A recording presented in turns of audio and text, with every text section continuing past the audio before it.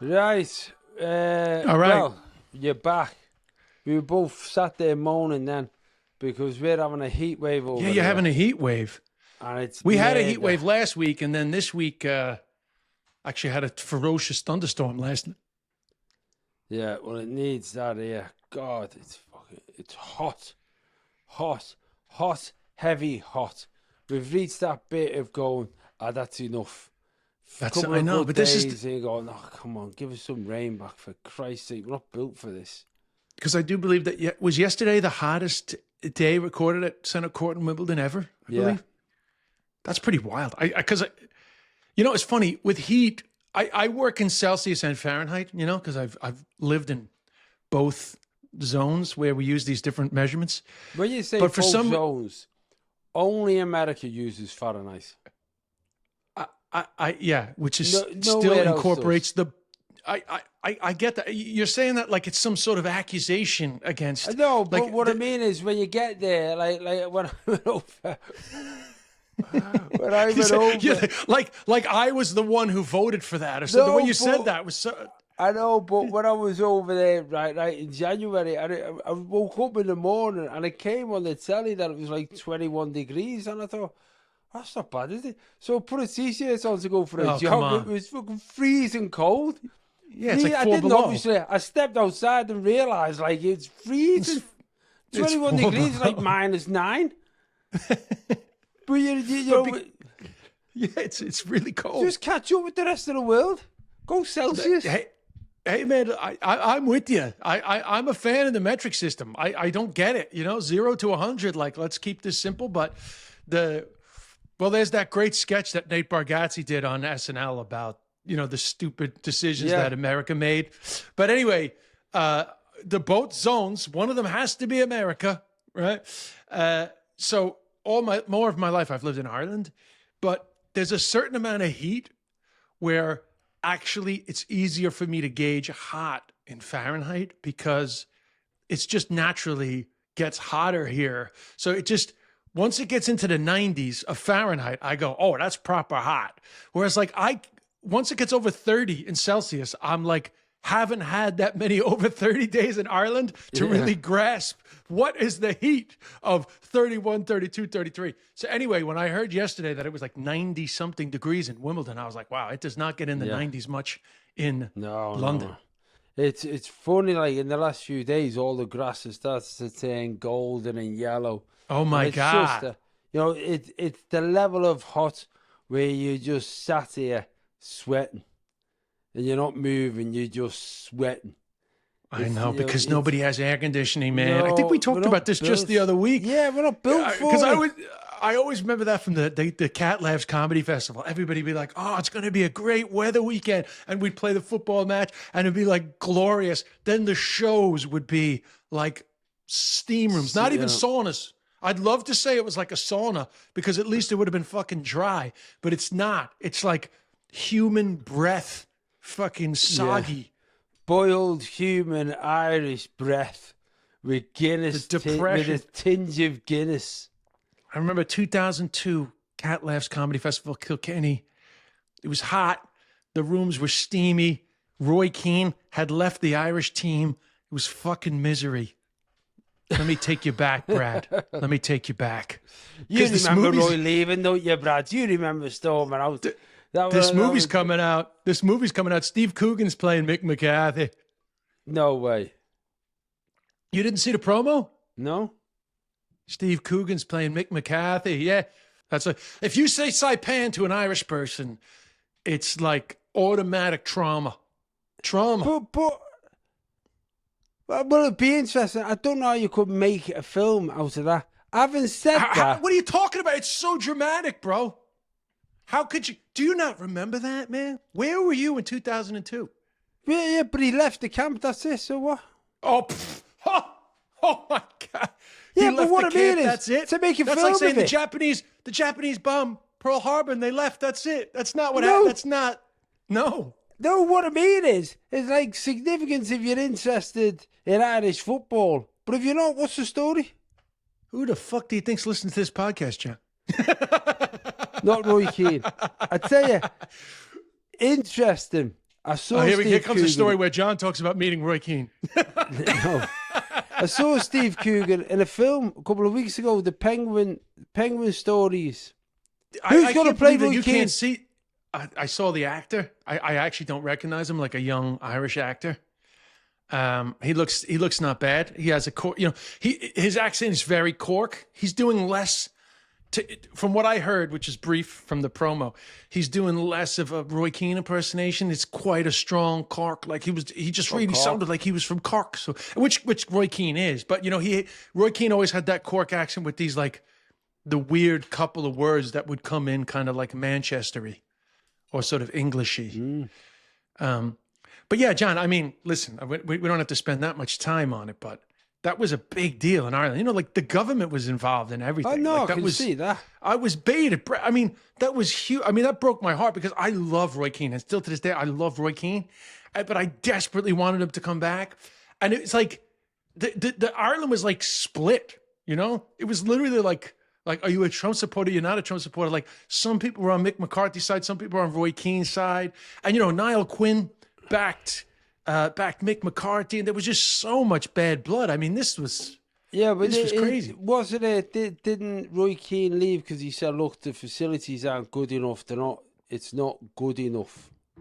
Yeah, but really, it was a personality clash between Mick McCarthy and Roy Keane, and they'll go back because there was like a moment when Roy was young at USA '94, and Mick McCarthy kind of pulled him on some behavior, and it was always like a clash of egos. And, as like even the way that Roy Keane finished in Manchester United, like Roy Keane's like a leader, Yeah. But like obviously he had to defer to Mick McCarthy being the manager.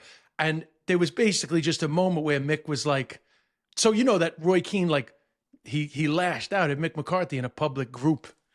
And so, it was just, we'll see in the thing. We got to, it's hard to believe it's 23 fucking years ago, which actually I can't believe that's the case. 23 years. I can't believe that I'm trying to think of where you were at in your career. How much Ireland stuff were you doing in 2002? I feel like that was right around the time where that was beginning. Yeah, geez, I wasn't. I feel like if it was a couple of years later, but I'd have been all over it. I'd have been all over it. A couple of years later, you hadn't done the panel. I don't think you'd done the panel yet. No, I'd done nothing. So that's why I feel like it's funny because that's a good moment now of seeing that the rest of the world didn't understand how fucking big of a deal that was. Because that team was good, though. That's the thing you got to understand. Like that was a fucking good team. And like I don't think Roy Keane and Jason McAteer still to this day like speak to each other. That's real drama. I mean, Brad, you're a reality TV guy. I mean, this is like I don't know. It's gonna have to look it up. No, but what I'm saying is that this is really like the Housewives type shit. Yeah, People still don't. Housewives, these people still don't talk to each other. Yeah. Anyway, it is. So yeah. So I'm also a little. I went on a walk this weekend. With, I saw that mates. actually. Yeah, it was great. This walk called the Sandstone Way. Not massive. Sandstone Trail. Not massive. 36, 37 miles. Did it over a few days. Not too terrible hills or anything. But there was 6 of us, so me and 5 mates, all similar age, all carrying rucksacks and our own baggage. Yeah, and we just trying to slowly walk away from your demons. Yeah. Honestly, that's what it was like. So these are the lads that I've known for well over 30 years, that, a weekend away used to be a stag do and all that stuff. And now it's walking in the hills of Cheshire and Shropshire. But it was brilliant. It really was. But in this heat wave, mate, I'm telling you, it's drained me. Oh, yeah. You got to hydrate, bro. Do you know what I was most impressed with about your walk? Was it Carol Vorderman commented on your thing? She was like, yes, that's where we're at now. I'm hiking too. I was like, wow, that's fucking impressive. That's some high celebrity status right there. Carol Vorder's is in there. Yeah. Did you see that? Did you notice? I did. Yeah, no, I Look like at you, Carol. just casual about it, Yeah, it's okay. It's nice. She's really the most famous person in his phone.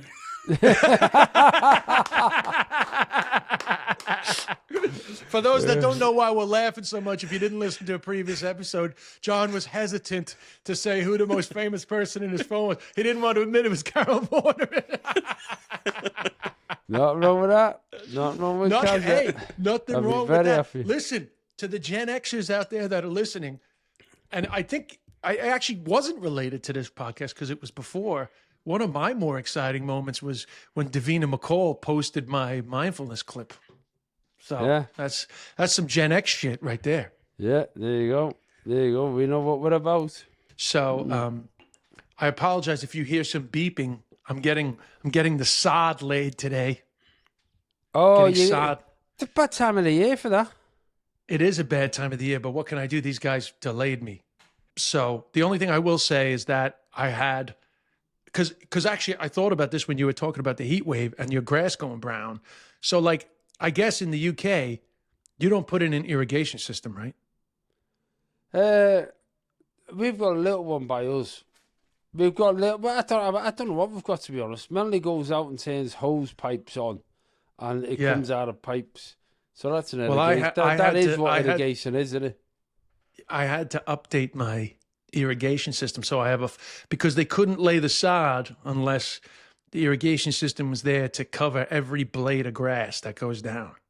Right. So yes, you are correct. It is a bad time of the year. However, we did have a downpour last night, and I think we're supposed to have another downpour tonight. But yeah, I'm going to have to pay attention to it. But what can I do? I mean, if I lay it and it fails, it fails. But we have people coming over this 4th of July weekend, so it will be the most expensive bit of fucking decoration you've ever seen. If it doesn't hold.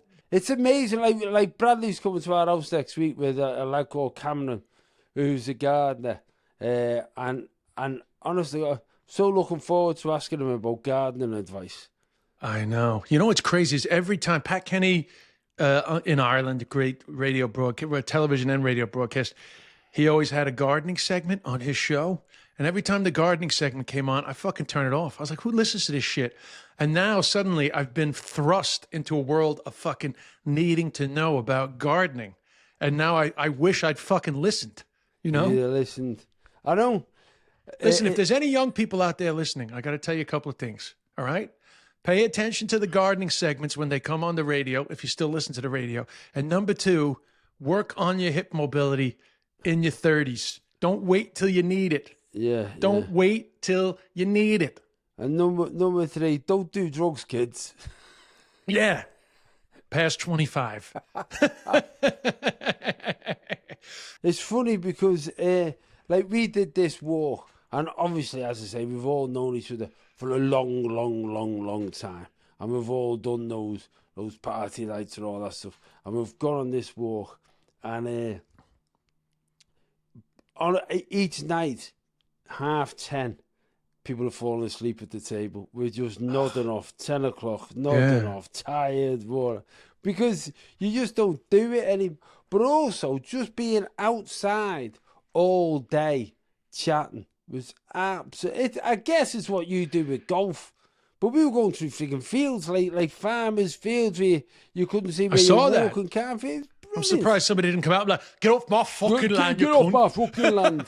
No, because we were walking through one farm, and I was like, this farmer must be so pissed off that there's some ancient right-of-way going through his fucking field. There is, and that's the thing. There's a royal charter.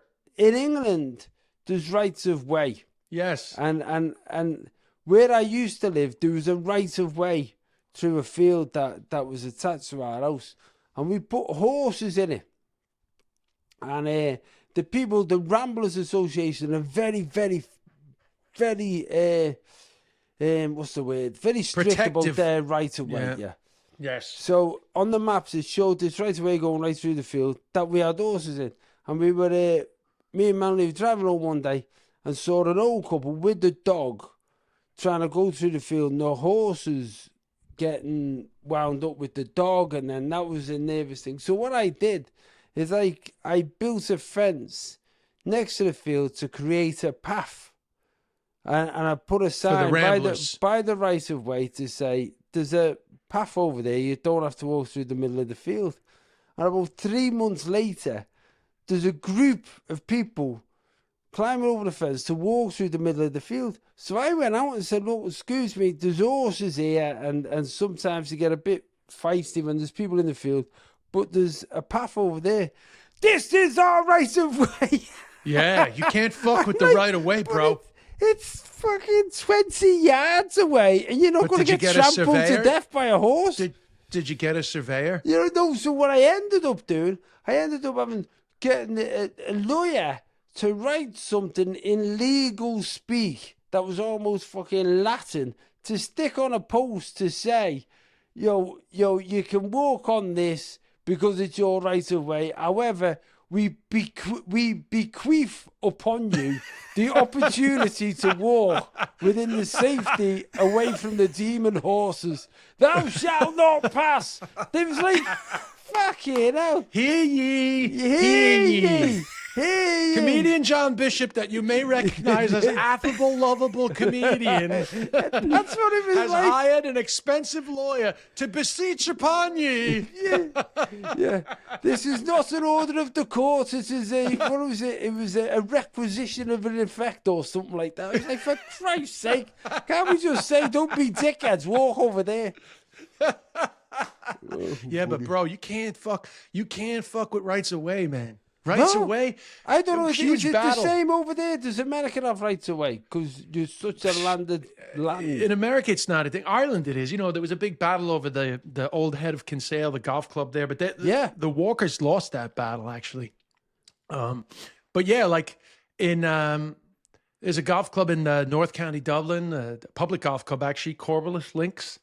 But there's rights of way there, and people, you just have to be careful. I mean, they get a warning, which is like, this is an active golf course, but they are not allowed to be told, like, you can't walk through here.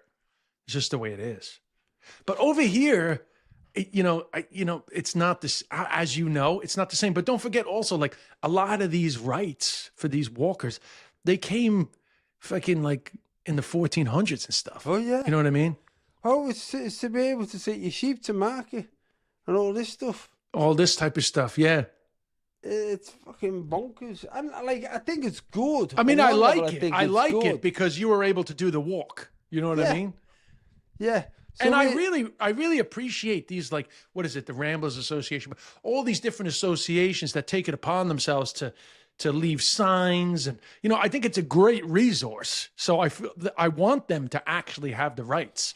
But also, like everything, there's always some people that they take it too seriously and it becomes their personality to like fight with people. Like the cyclists, I really want cyclists to be protected, but there is a certain subsection of cyclists that like to put the fucking GoPro on their helmet and look for drama. They want drama. You know, shout. You ever seen the video? You never got in that algorithm of like cyclists complaining to somebody for some fucked up shit they did? No. Well, my algorithm's dictated by what I look at and Bradley, so it's either... that's right. Bradley's looking to see you. You get a lot of ABBA. It's a mix between Britney's greatest hits and Liverpool's best goals. That's it. That's all that comes up. Kenny Dalglish and the Real Housewives. What were you going to say? I feel like you were about to say something, and I kept talking about cyclists and stuff. What was I going to say? We were talking about. What I was going to say was it was just a good thing to do with old mates to do that and like do it. And I had to say it's not the Appalachian Trail. It's a small thing. Yeah. Do you know the Appalachian Trail? It's a nice walk. Yeah, I walked 70 miles on it. Do you know as a kid? No. The Appalachian Trail is 3,500 miles, isn't it? Is it that long? I think it is. I don't think it's that long because America's 3,000 wide. The Appalachian Trail goes north to south.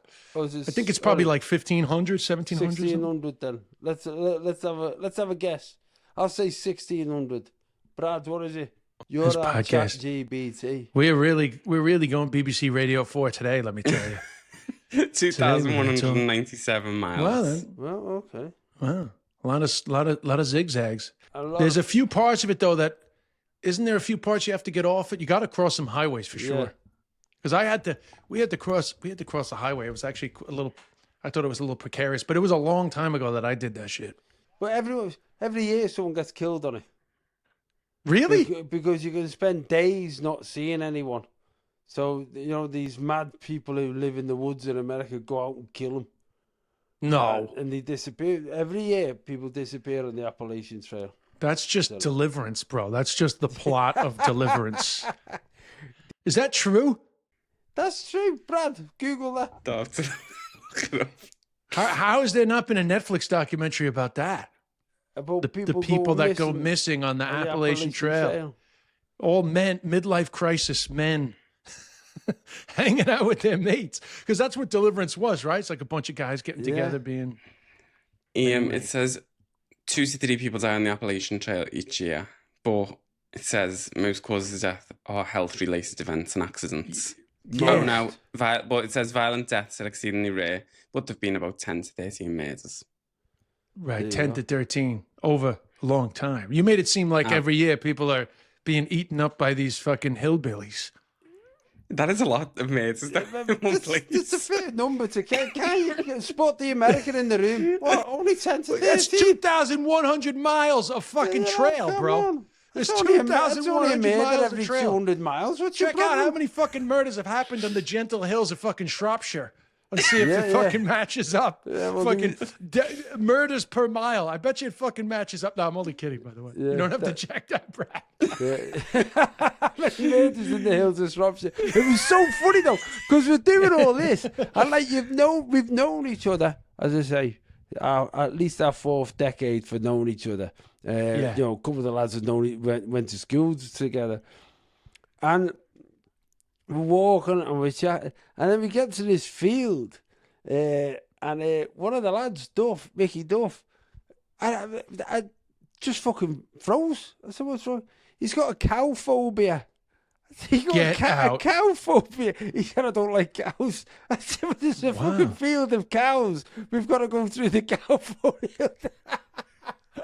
So we had to sort of shuffle along like that. Is amazing. And he's rushing through the field, and then we came to this other field where the cows must have got a message off the other cows. There's a fella there who's scared because the cows just stood facing us, going, "Come on, what are you gonna do? Come on, what are you gonna do?" Wow. So me and one of the other lads, Sam, had to go ahead to disperse the cows before the rest of the lads came.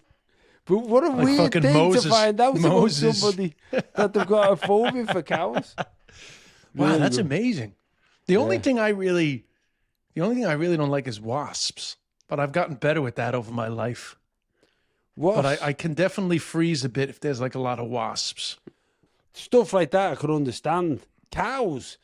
How can you cows are like cows? When you see a cow in real life, it is quite big.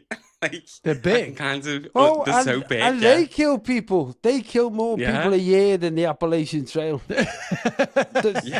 Apparently they kill more people than sharks. I think. They do. Sharks get such a bad rap.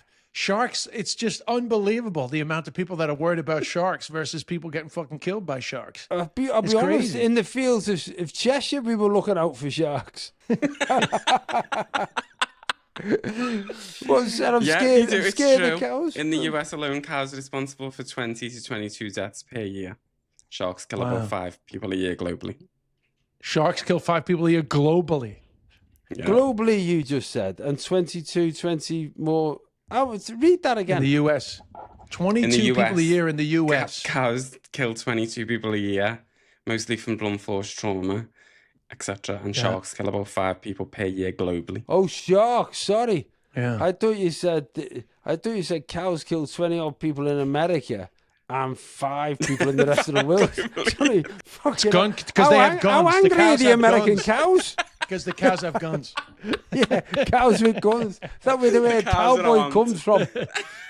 The Cow Rifle Association. What did you say, Cat? What? Is that where the word cowboy comes from? Cows with guns.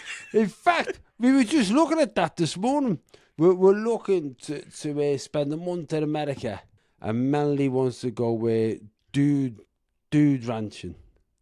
Oh yeah, what is a dude ranch again? I actually forgot. I've forgotten. It's like where you go and work or ride with cowboys on a cowboy. It's like so city you're sort slickers. of cosplaying as a cowboy for a short period of time. Yeah. It's like city slickers where you go and stay. Yeah. And you go riding out. So we were looking at that this morning around Yellowstone and Montana. Oh, that would be amazing. Oh, People, mate. you know, I had never had a desire to go to the national parks, but everybody that goes, including my friend PJ, went recently. He was like, "Man, it's incredible! Like it's like really exceeded all his expectations."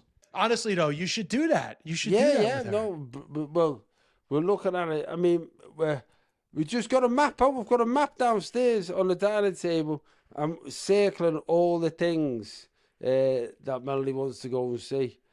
So I'm still waiting for our Harley ride across the United States, mate, or our BMW ride. Probably in your case, it'd be a BMW motorbike. Well, what I am doing, if you get your license quick enough, I'm going to do a bit of a ride in March.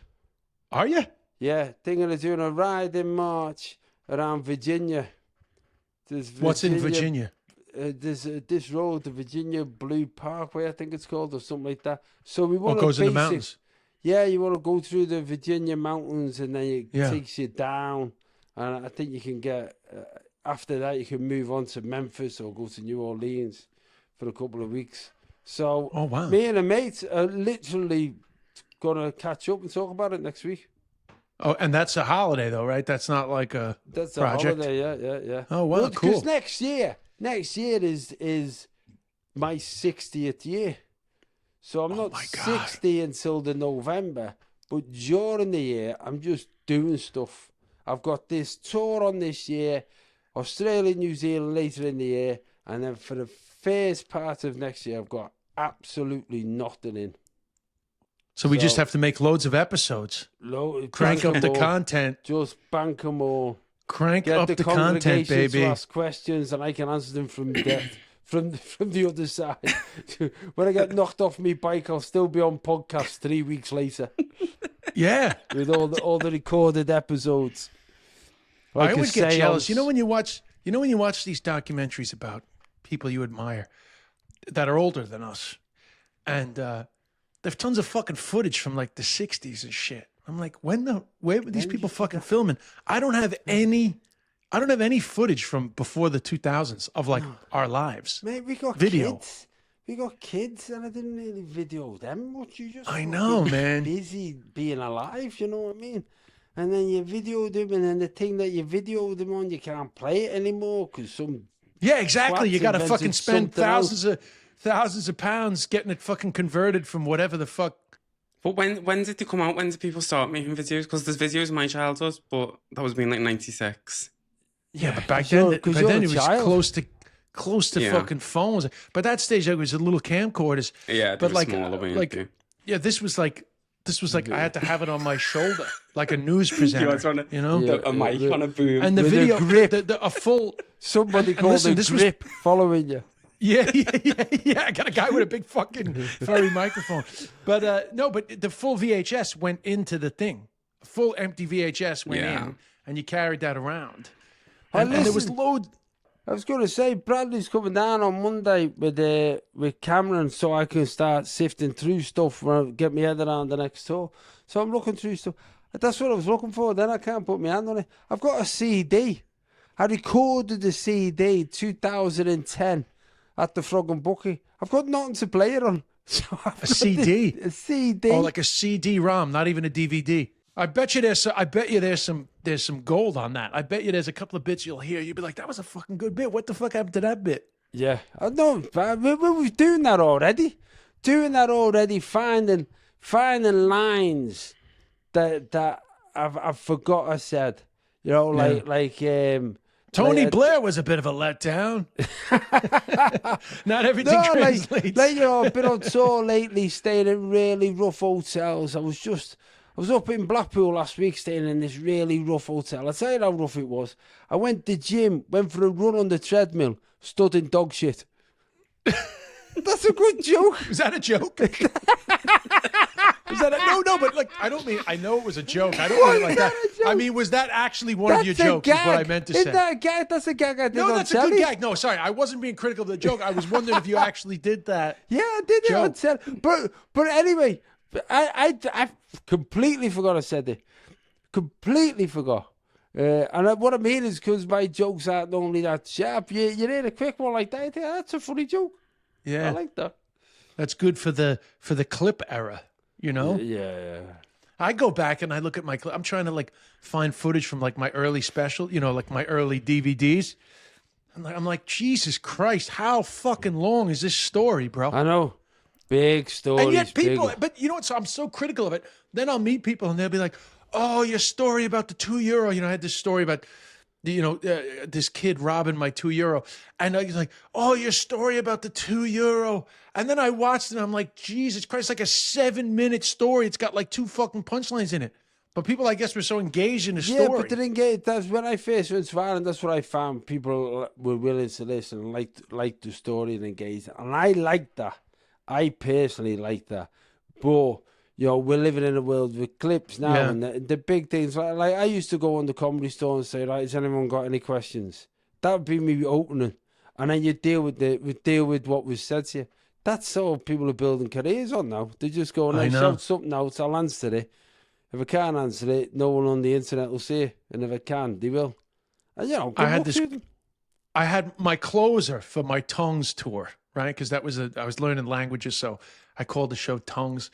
And the closer was this fucking long performance piece about how Irish people hate when Americans say, have a nice day. And when I finally I converted Tongues from DVD to fucking video. I couldn't wait. I was like, I'm going to get a fucking clip out of this fucking have a nice day bit, you know? Because I had in the middle of it, there's a great bit about scraping toast, you know? About like, you know, just like how Americans wouldn't understand how tough it was to grow up in Ireland because you never had to scrape the shit off. Anyway, I couldn't fucking wait.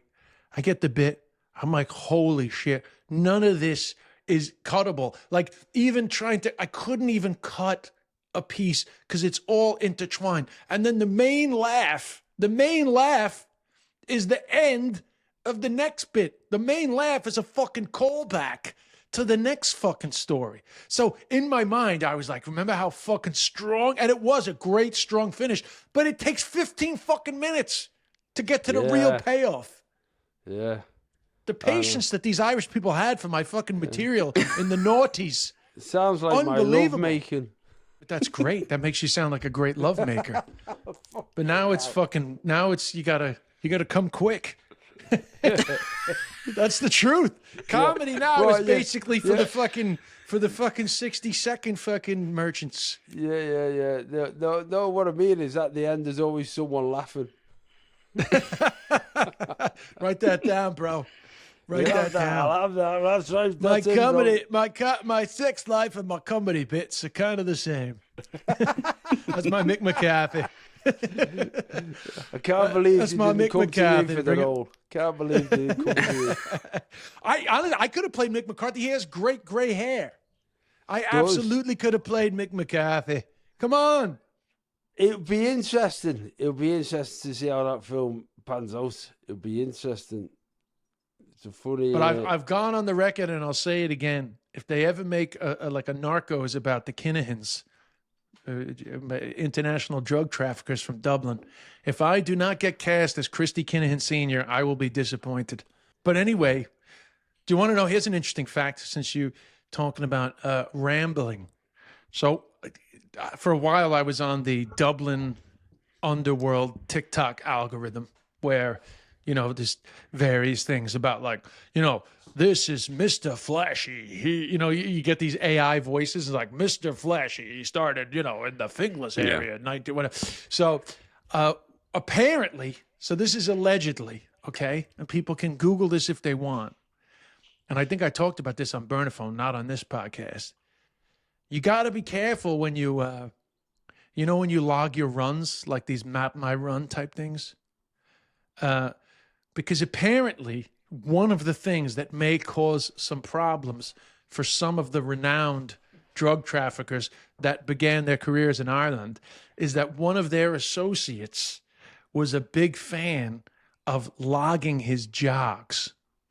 And he logged his jogs in all these places that one of the kingpins happened to be at the same time. And they are very odd locations like Zimbabwe. So they're able to connect the fact that they were in the same place at the same time through the fact that he was logging his jogs. So these people are like incredibly cautious about all their info, but the guy fucking slipped up on the fact that he liked logging his runs. There was an incident in Manchester where somebody was shot, and they got the perpetrator through his Apple Watch. Right.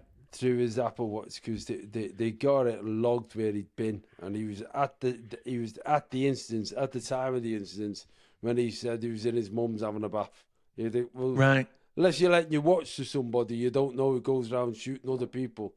You were there. Yeah. So that's not worth knowing how many steps you took in a day. It's not worth it. I wonder what his heart rate. I wonder what his heart rate was when he got arrested. Yeah. Check the help app.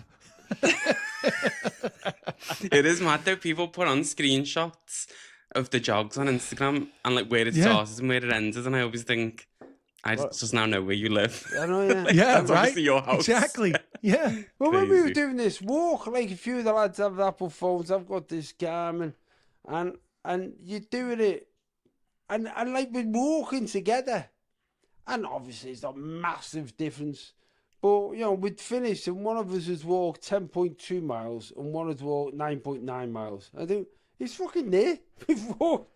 We're there. Yeah. Oh, they're So- not exact. Yeah, but like you'd expect it to And be leg a little length. bit better. And Yeah. leg length. Leg length makes a big difference. That's a big thing. Length. That's a Bradley big always thing. brings it back to length.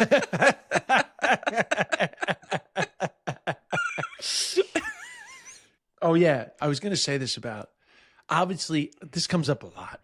You watch all these documentaries about murders and shit. But do you ever indulge? By the way, I don't want to kill anybody, but do you ever allow your mind to think about how hard it would be to kill somebody in the modern day? Like, do you ever think about that? Or am I just a psychopath? I was gonna say I think it's interesting that like we don't seem to have that many serial killers anymore, but we used to have loads. Yeah, because it's impossible. You can't be a serial killer. Like, honestly, like if you're a serial killer, it's kind of like it's like being a coal miner. It's like the time has passed. It's gone out of fashion. Thatcher, it's not cool to be a serial killer anymore. Thatcher killed serial killers, man. But back to serial killers. Do you actually ever think about how hard it would be, just out of curiosity? Because I think no. So sorry. Here's the question. Here's the question I want to ask. Here's the question. Here's the question I want to ask. No, I'm just, dude, play along here. So anyway, no. Here's the question. Here's the question I want to ask. Are there less serial killers, or are they being caught earlier now because it's impossible not to get caught? That's the question I want to ask. You know, I think they're getting caught. I think they're getting caught. You got to look at head count. You know, like it, so as someone getting. So they used to say, okay, he's a serial killer. He's done 16 people, but now if they're getting caught after 2. Would they have gone to 16? Or was 2? Or Yeah. The analytics. You got to look at the analytics. What? It's so now a serial killer is typically defined as someone who kills at least 3 people. Oh, right. And in more than one incident. It's got to be 3 or more than separate killings. 3 or more. And what about the stats on like how much serial killing has diminished? No, listen, I know you think this is a strange topic. Women are obsessed. No, women are obsessed with documentaries about serial killers, man. This is like a 30% of Netflix's output. No way. You know, dude, there's so many. Have you True not seen crime. how many? See, that's another thing, you see. That's what I'm talking about, true we crime. could do true crime podcast do well. We could make this a true What do you think I've crime been trying to podcast. do? You've been fucking blocking me. I've been trying to talk about it for 10 minutes. Bring it in. We can make it a true crime podcast. That's what I'm doing. and go, God, remember the good old days when there used to be Shaming- loads of serial killers. You're shaming me. And some of them used to Shaming me. eat people. They used to eat them. Kill them. Yeah.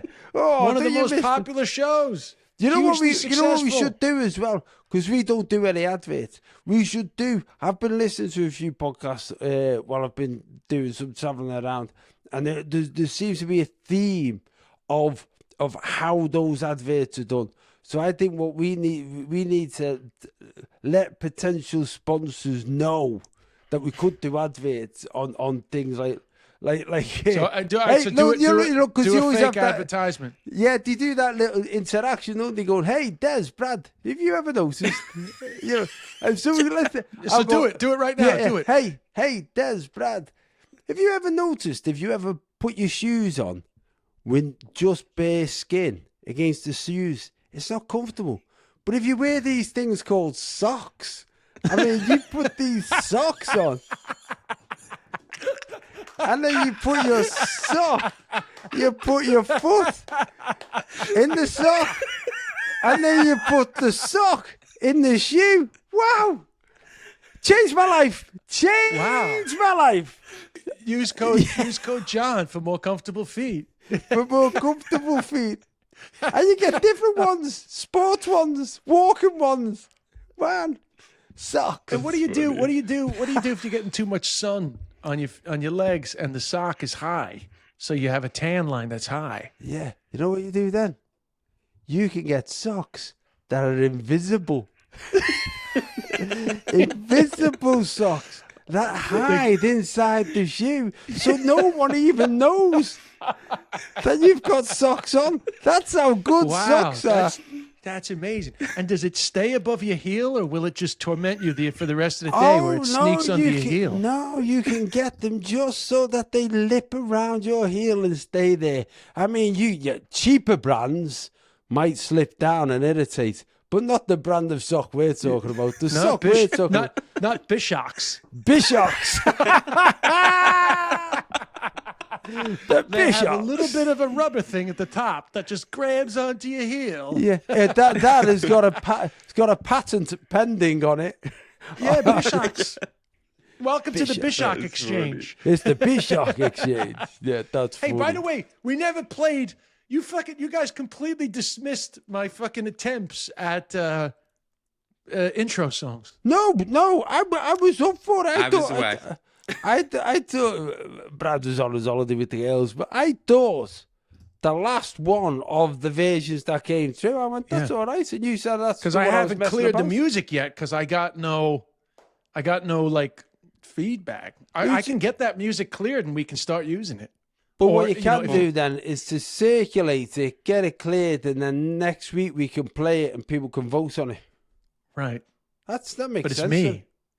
But I it's did it on you. my iPhone. But your voice, yeah, it's good. Yeah. But, with all this stuff that they do. And you know what's crazy?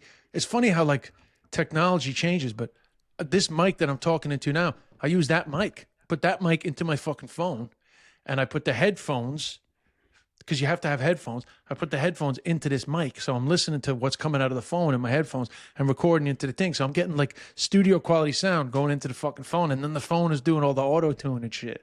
I'm nearly 50 years old. I think my rap career starts soon. Yeah, man, I think you got Because my it. serial killer days are over. No, So I think particularly it's now. Particularly how many sort of signals you've sent out to the authorities that there's a chance Yeah, that I there's might be a person of interest. there's a person of interest either in the Hamptons or the Lower East Side. There seems to be a pattern. When they Hey, John. What? Hey, John. What? Do you ever notice how there's cameras everywhere on the Yeah. streets? That's right, Des. Yeah, so have you ever thought about how hard it would be to kill somebody?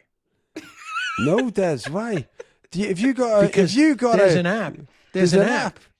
If you want to kill someone, there's an app that'll tell you where all the It'll let you know where cameras the are. cameras are. Yeah. So there's some hot zones, which are the ultimate spots. Oh my God! And are they geolocated to where you're actually committing the murder? Yeah.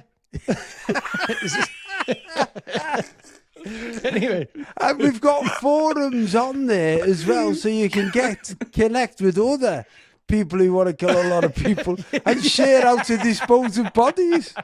Hey, don't be a lonely serial killer. Make some friends. Use code Brad. Use code Brad. Code Brad the Slasher. Anyway, That is a little bit of improv. We've never been much for the improv scene, John, but we've been improvising. Yeah, and you know what? I've never done improv. I'd really like to do it where you just go up and people shout things out and you go, okay, I like that out. You just have to go with it. Yeah. You just have to yes end. Did he do a lot over in the States? Because I know a lot of the clubs are called so-and-so improv, so-and-so improv. Yeah, but the improv scene is big, but actually those clubs have nothing to do with improv. But, obviously the UCB was big and Boom Chicago and what was the big one? The Second City was the big feeder to SNL. And then UCB, Upright Citizens Brigade, became the big feeder. But a lot of the SNL people were improvisers, like Amy Poehler and all that crowd, Tina Fey. They all came out of the improv scene rather than the stand-up scene. Interesting. Yeah. But it's good because, you know what's great about it, without getting too like comedy wanky, it just opens your mind to how ideas can flourish in a place where you just go with it. You just realize how much anything can be funny if you just go, here's a scenario. Like literally what you did, which I thought was awesome actually, was you were just like, hey, Brad, and like next thing we had a little sketch, but you got to be open to that. You know what I mean? Everyone's got to say, I'm in, Yeah. And then the more people contribute, the more you go with it. It's like, oh shit, we could find something pretty amazing. So we should ask the congregation to give improv scenes for you to do next week. Yeah, we could do an improv ep. Well, because there was that show, Whose Line Is It Anyway? Yeah. Then there was that show in Australia. What was it? Thank God You're Here. Have you ever seen that one? No. Fucking great show. Thank God You're Here. So it was always, they would get like a celebrity. So you had a team of improvisers and then a celebrity, right? So the celebrity walks into a scenario and the first line is, oh, thank God you're here. And then you got to go with whatever the fucking chaotic scene I did, when I say I haven't done improv, I did one thing. This small theatre in London was doing this thing called The Detective, where the celebrity guest was the detective. So everyone else was actors and they had the script, but you didn't.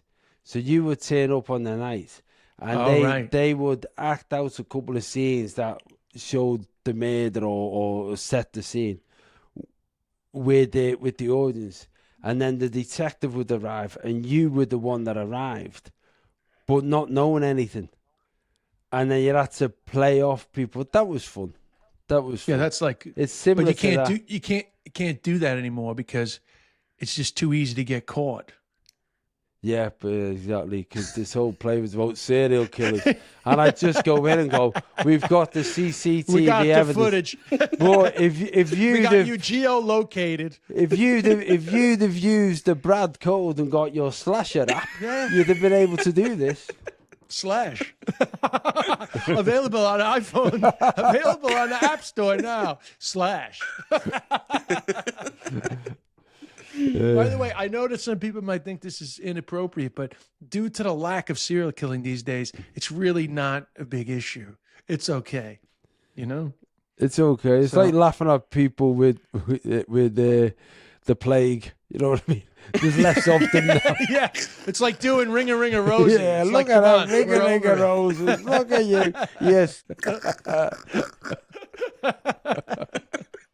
All right, well, I guess that's it. It's been a good chat, boys. We're out of here. The police are at the door. I'm just going to make a list of all the people who have annoyed me in the last 5 years. For no reason whatsoever. I just want to do it.